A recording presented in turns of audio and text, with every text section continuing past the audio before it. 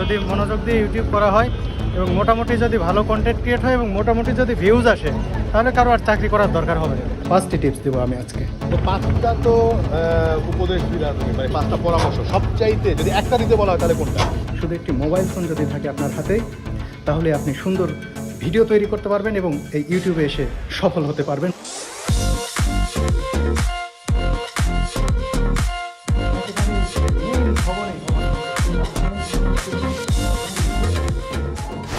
পরিচিত ইউটিউব এবং ফেসবুকে কন্টেন্ট ক্রিয়েটর হিসেবে খুবই পরিচিত নাম সালাউদ্দিন সুমন। তো সালাউদ্দিন সুমন কিভাবে কাজ করেন এবং একজন আমি যদি সফল হইতে চাই এবং আপনি যদি সফল হইতে চান কন্টেন্ট ক্রিয়েটর হিসেবে, তাহলে আসলে কি করতে হবে সেটা আমরা আজকে শিখব।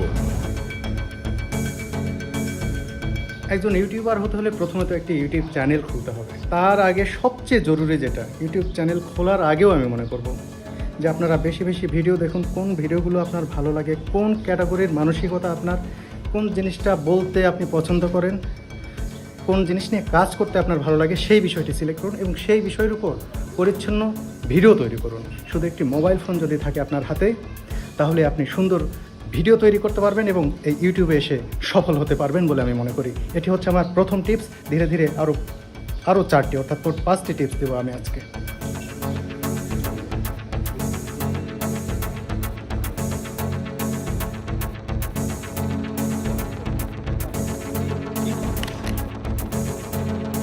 টিপস নাম্বার 2, আপনার খেয়াল রাখতে হবে আপনি নিয়মিত কন্টেন্ট দেবেন। আপনার চিন্তা করতে হবে যে ঠিক কতদিন পর পর আপনি কন্টেন্ট দেওয়ার সামর্থ্য রাখেন।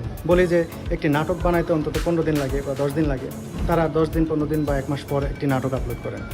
সিনেমার ক্ষেত্রে হয় কি 3 মাস পর বা 6 মাস পর তারা আপলোড করতে পারেন। কিন্তু আপনি যে কন্টেন্ট বানাচ্ছেন দেখা যাচ্ছে 2 দিন লাগতে পারে, 3 দিন লাগতে পারে, অথবা 7 দিনও লাগতে পারে। যে কয়েকদিনই লাগবে, আপনি যদি 7 দিন পর পর দিতে পারেন তাহলে 7 দিন পর পরই একটি করে কন্টেন্ট দেবেন। এতে হবে কি, কন্টেন্টের ধারাবাহিকতা থাকবে, এতে খুব দ্রুত র্যাঙ্কিং হওয়ার একটি সম্ভাবনা থাকে।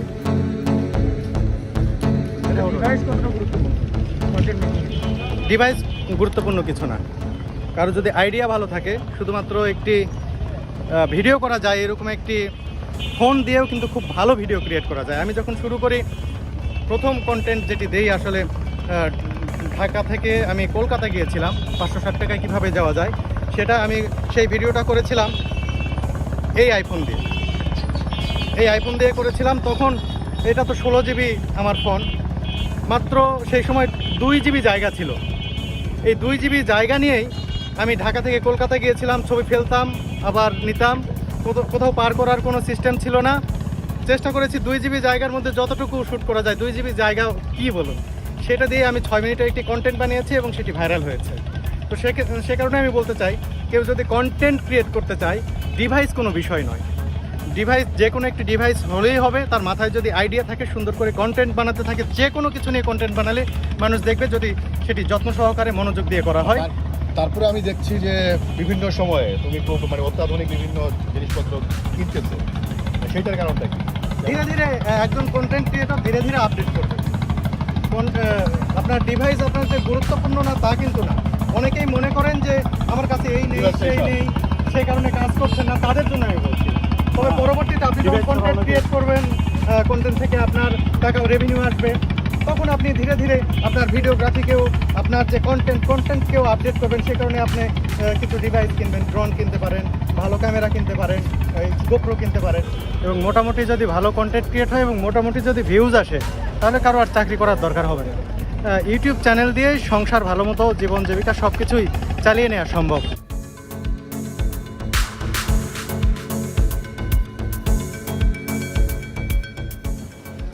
টিপস নাম্বার 3, আপনারা যে কোনো একটি বিষয় সিলেক্ট করবেন, এটা দিলাম সেটা দিলাম, বিভিন্ন সাবজেক্ট নিয়ে কাজ করবেন। তাহলে হয় কি যে ভিউজ কমে যায়। মানে এক শ্রেণীর দর্শক যখন পাওয়া যায়, তখন সেই চ্যানেলটি খুব দ্রুত গ্রো করে এবং এটিকে নিশ বলা হয়, যে একই ধরনের জিনিস আসা। এটিকে ইউটিউব কর্তৃপক্ষ খুব ইতিবাচক হিসেবে দেখেন। তারা একই ধরনের জিনিস দিলে হয় কি, একই ধরনের মানুষ সেখানে আসেন। আপনি যখন একটি কন্টেন্ট দেবেন, সবাই এসে সেটি দেখার চেষ্টা করেন। সে কারণে আমার পরামর্শ থাকবে যে একটি চ্যানেলের মধ্যে খাবারের ভিডিও, একটি চ্যানেলের মধ্যে কেনাকাটার ভিডিও, একটি চ্যানেলের মধ্যে ইতিহাস ঐতিহ্য, একটি চ্যানেলের মধ্যেই আপনি বিনোদন, একটি চ্যানেলের মধ্যেই বিভিন্ন খবরাখবর, এটি করবেন না। আপনি যে কোনো একটি সাবজেক্ট বেছে নিয়ে সুন্দর করে কাজ করবেন, দেখবেন যেটি ভালো হবে।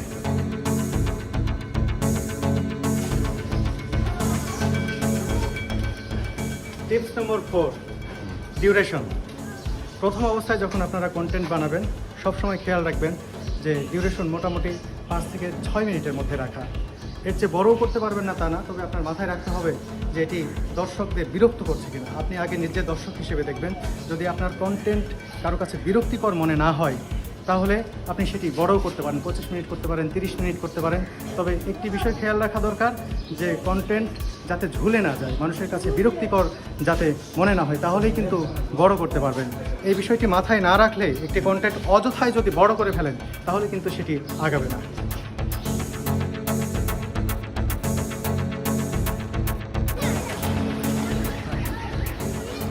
টিপস নাম্বার 5 খুবই গুরুত্বপূর্ণ, এটি হচ্ছে ধৈর্য। এই ধৈর্য যদি আপনার না থাকে তাহলে আপনি কোনো দিনও ইউটিউবার হতে পারবেন না। খুব ভালো কন্টেন্ট আপনি তৈরি করে হয়তো ইউটিউবে দিয়েছেন, কিন্তু সেটি ভিউ হচ্ছে না, 1 মাসে হচ্ছে না, 2 মাসে হচ্ছে না, 3 মাসে হচ্ছে না, 6 মাসেও হচ্ছে না, কিন্তু আপনার ধৈর্য হারানো যাবে না। আপনাকে নিয়মিত কন্টেন্ট দিয়ে যেতে হবে। এক সময় না এক সময় ভালো কন্টেন্টগুলো ভিউ হবে, এটি মাথায় রাখতে হবে। কিন্তু ধৈর্য হারা হয়ে আপনি যদি হাল ছেড়ে দেন তাহলে কিন্তু সব শেষ হয়ে গেল। ধৈর্য হারা হলে হবে না, আপনার নিয়মিত কন্টেন্ট দিয়ে যেতে হবে এবং ধৈর্য ধরে রাখতে হবে। এটা তো উপদেশ দিলা তুমি, মানে 5টা পরামর্শ, সবচাইতে যদি একটা দিতে বলা হয় তাহলে কোনটা?